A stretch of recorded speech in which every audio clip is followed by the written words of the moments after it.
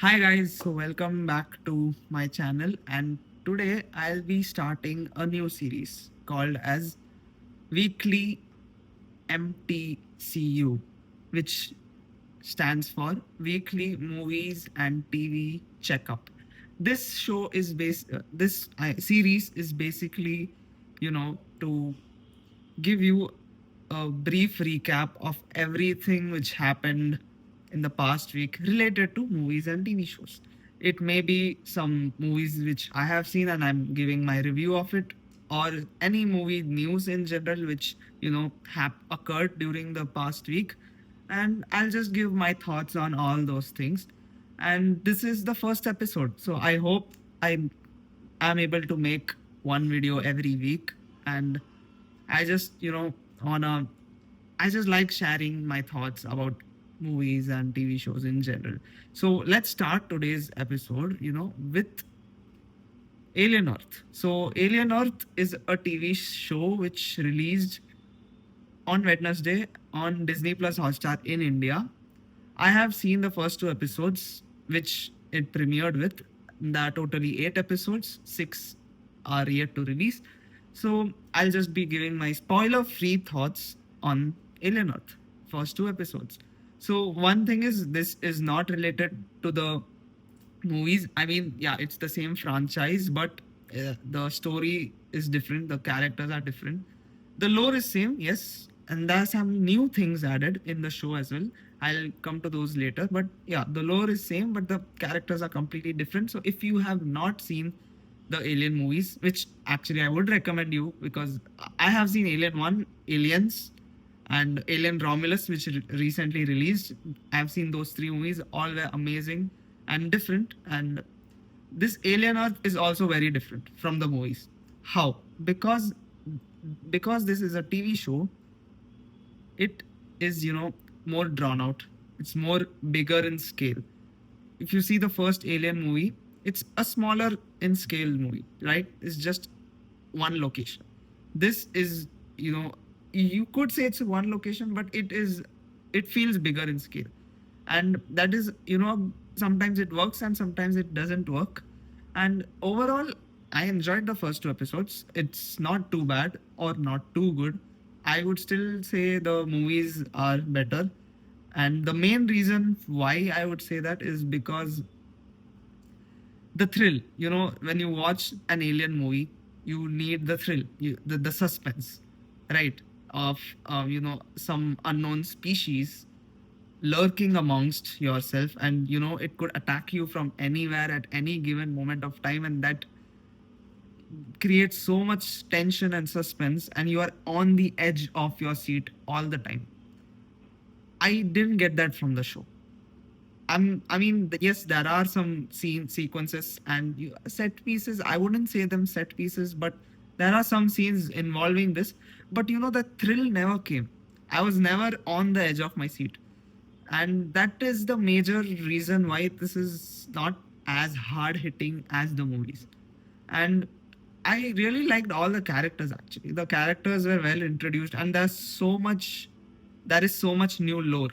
They have introduced so many new things and new aliens as well, not just the xenomorphs.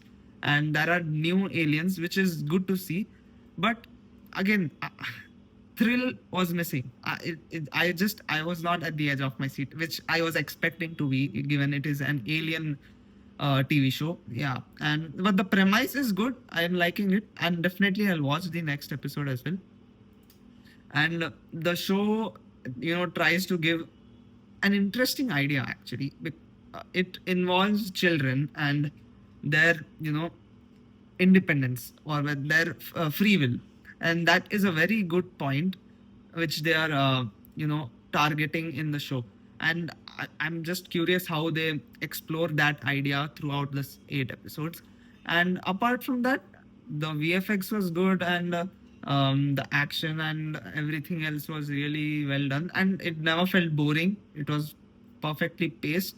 It's just that the thrill was missing. I would just, I would want myself, as an alien fan, more, scary thing, and not just, I don't know, the basically like the aliens are just, there are kills, that's not like the kills are not there, it's just that there are so many kills, the value of each kill drops because of that. That's the main problem. And yeah, so apart from that, everything is good. And there's an Indian actor in the show which I really liked, Adarsh. His name is Adarsh Gaur, if I'm remembering it right. It's good to see him, and he's actually great in the show. And yeah, so that's my thought on Alien Earth, the TV show. You can check it out, and it's there in Disney Plus Hotstar. I'm sorry, it's not Disney Plus Hotstar anymore. It's Geo Hotstar. Yeah, and so that's the first thing. Second thing which I'll be talking about is the Peacemaker review embargo. Yes, so Peacemaker season 2 is 1 week away, and today the review embargo had dropped. That means critics can post their reviews on Rotten Tomatoes and you get an official score. And it's currently at 100%. Now, what does this mean? I mean, see, I had seen Superman last month. I loved it. It was just a great start. It was not a perfect movie. I would say that, but it's a great start for a new cinematic universe. As a first movie, it was perfect. As an own movie, yeah, there was some flaws in it and all that, but I'll take it.